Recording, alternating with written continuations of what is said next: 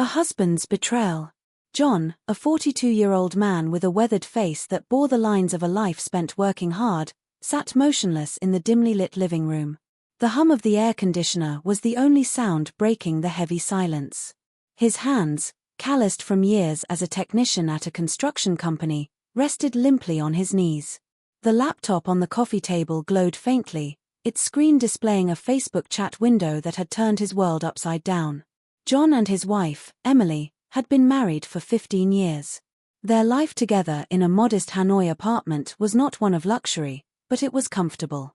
They had 2 children, Anna and Ben, both in their early teens, navigating the turbulent waters of middle school. The family had always been a tight unit, or so John thought.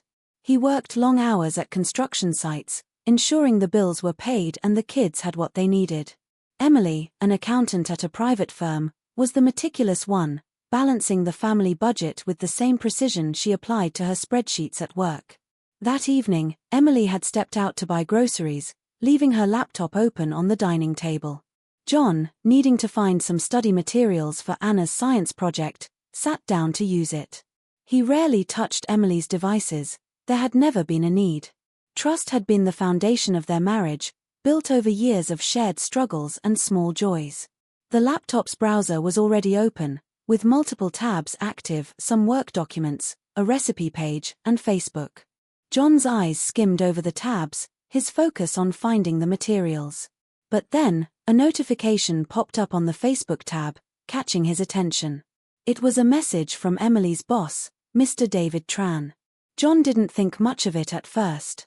Emily often discussed work matters over Facebook Messenger, as her company preferred its informal efficiency for quick updates.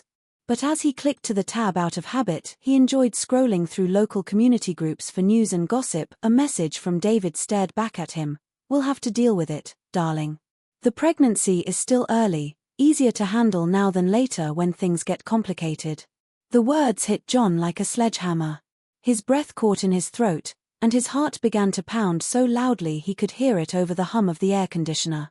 He scrolled up, desperate for context, but the earlier messages were all mundane work-related exchanges.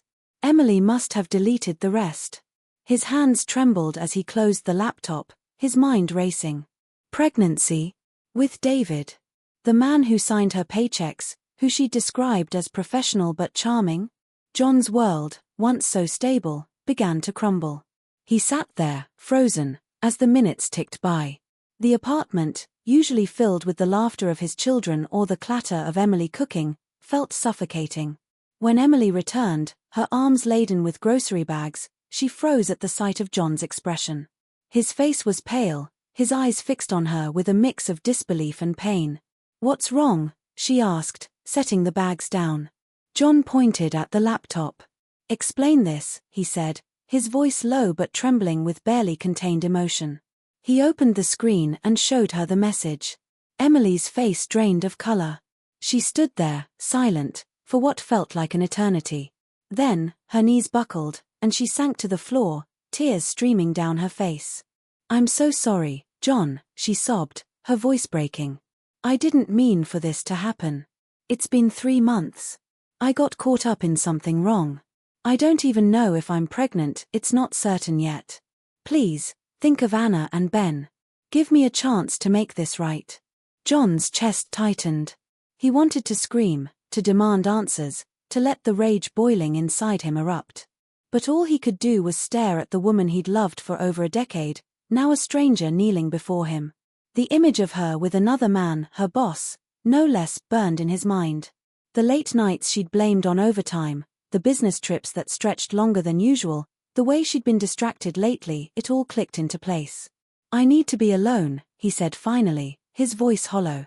He stood and walked to their bedroom, closing the door behind him. Emily's sobs echoed through the apartment, but John felt nothing but a deep, aching emptiness. The next 2 weeks were a blur of silence and routine. John went to work each morning, his hands moving mechanically as he fixed machinery or reviewed blueprints. His colleagues noticed his quiet demeanor but chalked it up to stress. At home, he was a ghost, moving through the motions of life, eating meals, helping the kids with homework, and retreating to the bedroom early.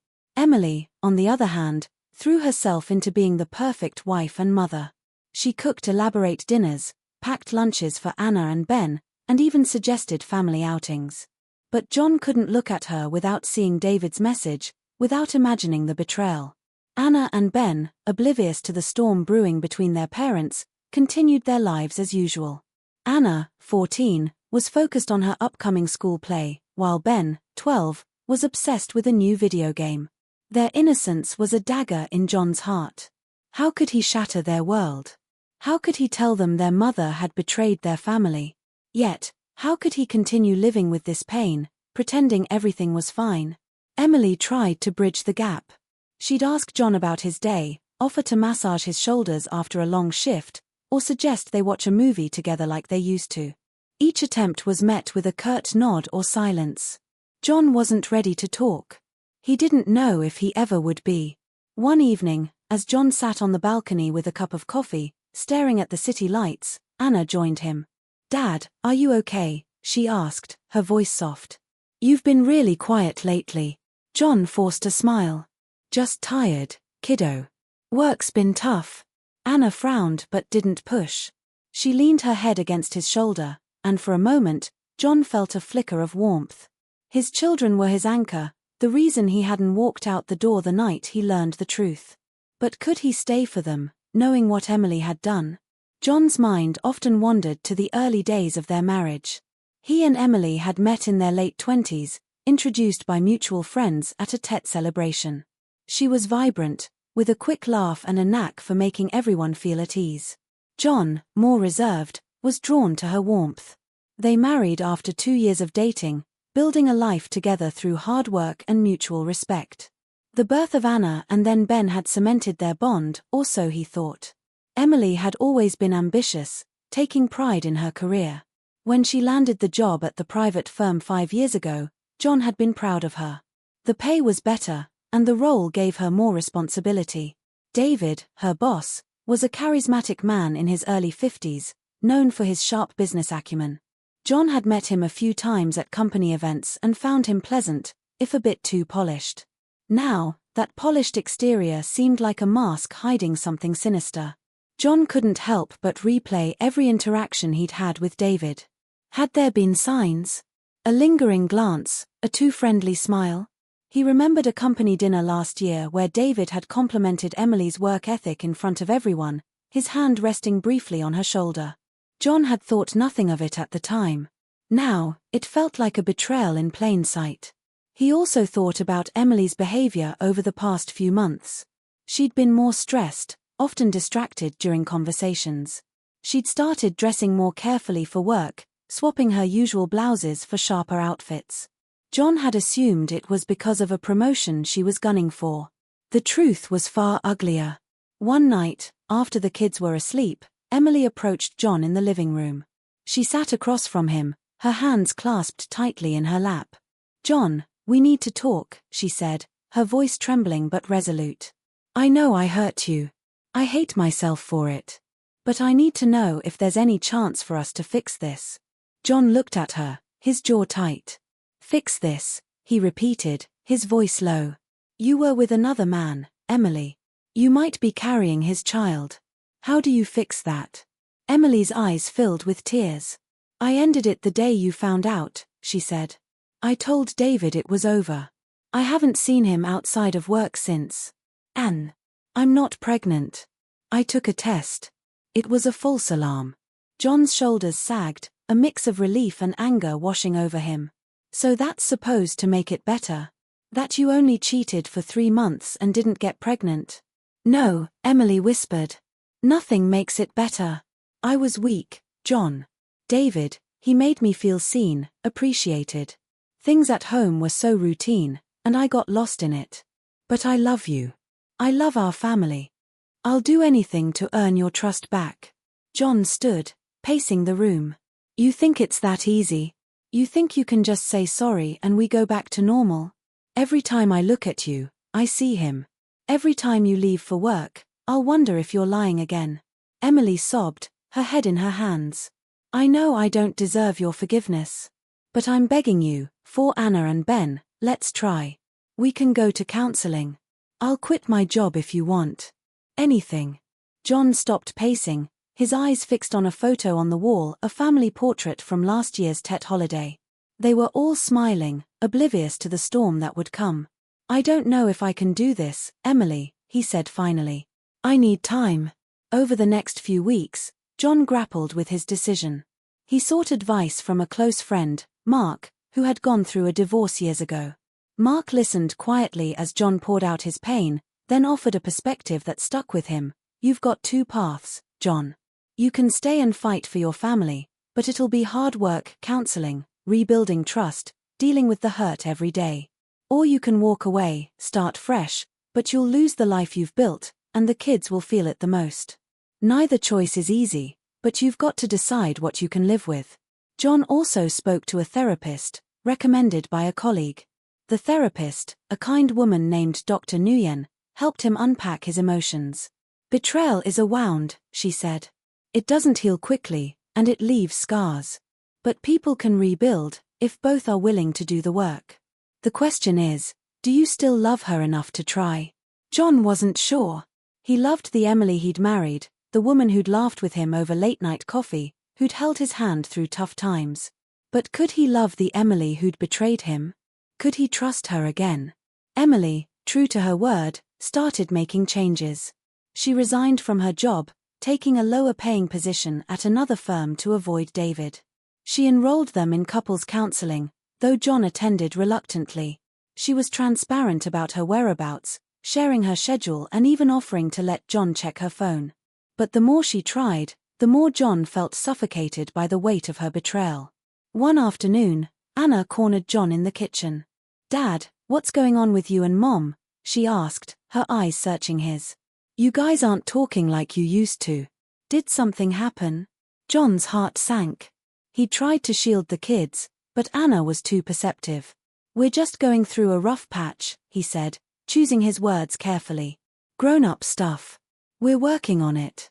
Anna frowned. "You're not getting divorced, are you?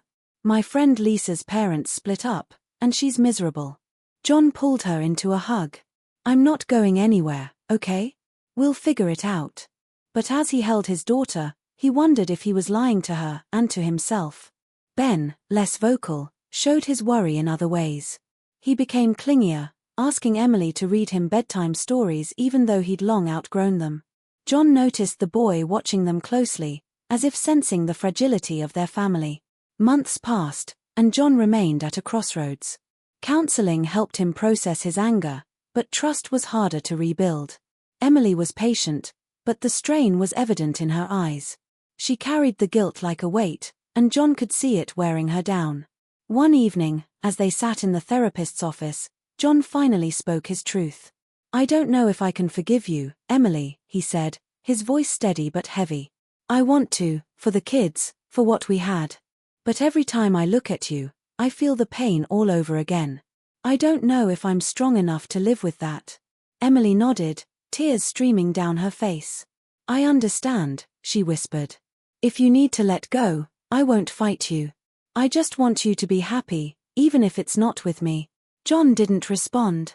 He didn't know what happiness looked like anymore. But as he left the session, he felt a clarity he hadn't had in months. He loved his children more than anything, and he couldn't imagine a life where they were caught in the crossfire of a broken marriage. But he also couldn't imagine staying in a relationship where trust was a ghost, haunting every moment.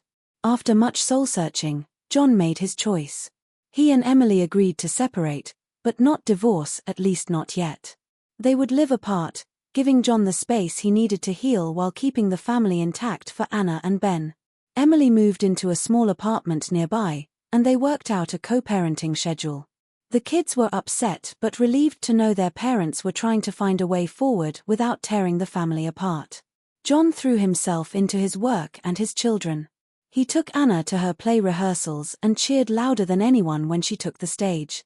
He played video games with Ben, laughing at the boys' enthusiasm.